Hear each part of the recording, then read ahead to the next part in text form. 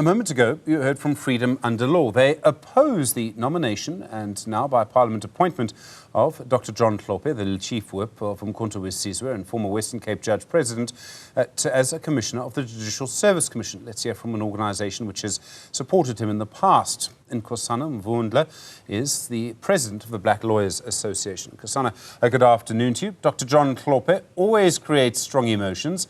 As I say, your group has backed him in the past. Do you believe he should be on the Judicial Service Commission now? Good afternoon, Stephen, and good afternoon to your viewers. The simple issue doesn't even start whether he should be there. Maybe the first question people should be asking is, should he be in Parliament?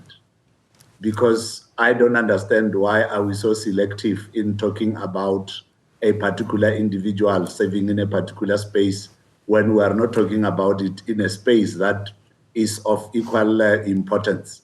Parliament is the one that actually has chosen him to go to the Judicial Service Commission because he is a member of that Parliament. So for us as the public to be up in arms and say he can go and create the law, but cannot go and serve in that particular commission, it is a strange argument. And for us as the BLA, we are saying that which is allowed by the Constitution must not be for us to say the yay or nay to it. It must be on the basis of the fact that the supremacy of the Constitution is respected. And if you respect Chapter 2 of Section 2 of the Constitution, you must also respect the very same provision of Section 178 in the manner in which Parliament can do things. So, and I think that to that extent, it is important for us to remain within the ambit of the law. So, I mean, of course, I accept your argument based on the law. There are other ways of looking at things. I mean, legally, you're entirely correct. But is it moral that someone who has been impeached by the Judicial Service Commission, it was the Judicial Service Commission that took several of the decisions that led to him being impeached in the end by Parliament, but it was the Judicial Service Commission that made findings against him. He's been found unfit to be a judge by the Judicial Service Commission, and now he gets to interview people who want to be a judge. I mean, is that moral? Never mind the law. Is it moral? The BLA, it's a lawyers' organization, Stephen. It's also a human organization. No. It can't just be legal. Not everything is legal. Yes, some things are right and wrong too, sir. No, but I understand you very well. It's very easy to want to argue a moral argument, which moral argument can have both sides to it. The point I'm making with you is South Africa is premised on the principle of the law. And that principle of the law is that which guides how things are done. And that very Parliament you're talking about that actually found it necessary to recommend him to go to that committee, it's expected to act within the moral turpitude of South Africans. Now, I'm saying to you, the public perception can as well be that, yes, morally, if an entity has removed a person, why should that person go and sit in there? But if the law allows him, who are we then as a group of people in South Africa to say, but he should not be sitting in there if he is the one who has to then create the very law in Parliament? Are we not unfairly and not equating these institutions? Because it is a question of an institution. It's not a question of who the individual is. If that institution comes from the Constitution and Parliament comes from the institution, we must be very measured, Stephen, in how we want to argue this point without putting ourselves in the position of what is moral and immoral.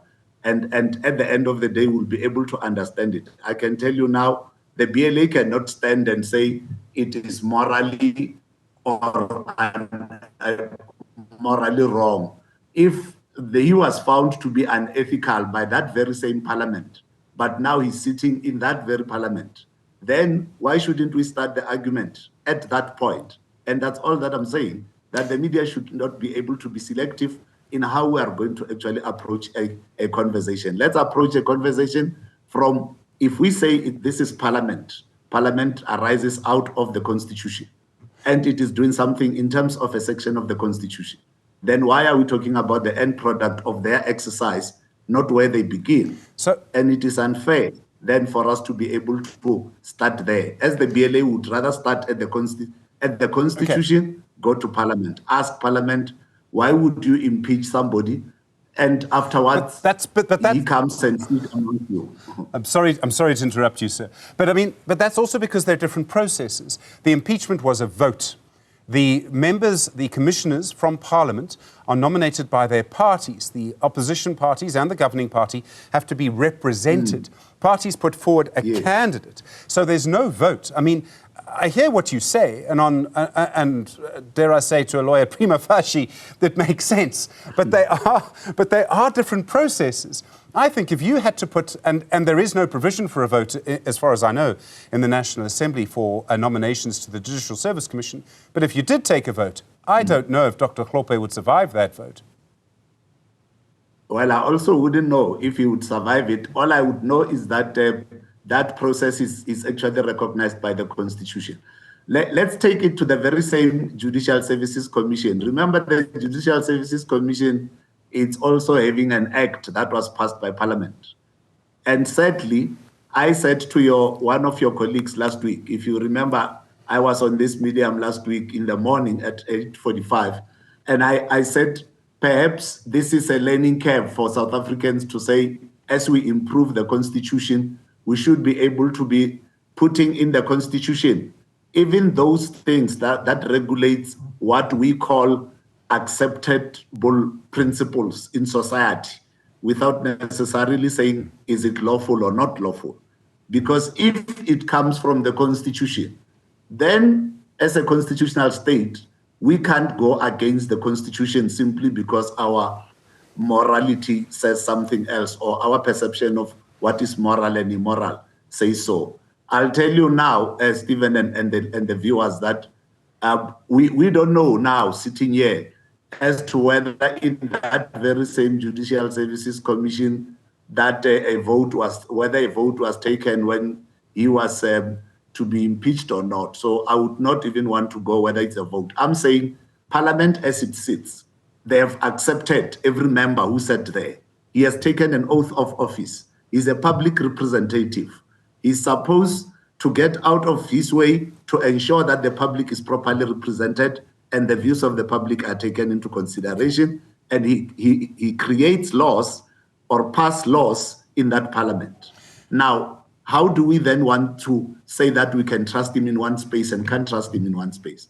The same way that people could have gone to court and said, but this one can't go there because he's ethically challenged, if at all that is the argument, then and only then can we sit and say, then there is a decision about him. But as matters stands now, the BLA cannot pass judgment on him when the very same Parliament accepts that he is its member.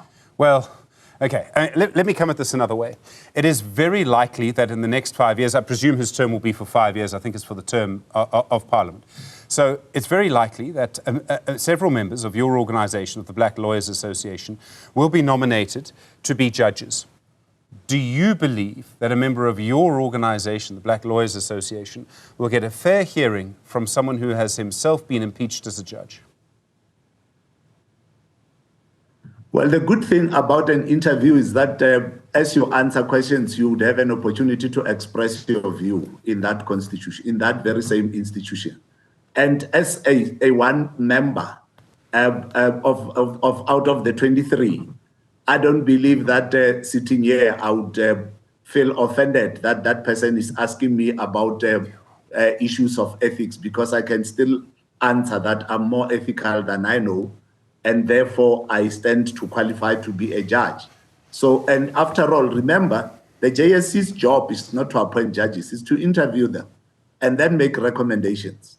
Out of those recommendations, then another process takes place. So that's how we should understand these processes. In that interview, he is one person. There are 22 others around him. And even if he asked an unethical question, the chairperson of that JSC has an obligation to actually stop it. Remember, the JSC has improved a lot, even to align its questions to be fair to all candidates. So he can't get into a space like that and probably act unfairly and he be left to it. And I'm not even thinking it's a fair conversation to sound more as a defender of John Hlophe. The point I'm making is simply that as black lawyers sitting here, our understanding is that if he can serve in Parliament as a member in a public institution and is not precluded, then we don't see why should that constitution be read to accept one part but reject the other part. If you accept that he can sit in Parliament, you must accept that he can sit in a committee. After all, these committees, to my knowledge, they exist simply because the Constitution gives them a right to exist. Nkosana Mvundlela, thank you very much, sir, for your time. Do appreciate the engagement. I'm glad I don't come up against you in court. President of the Black Lawyers Association.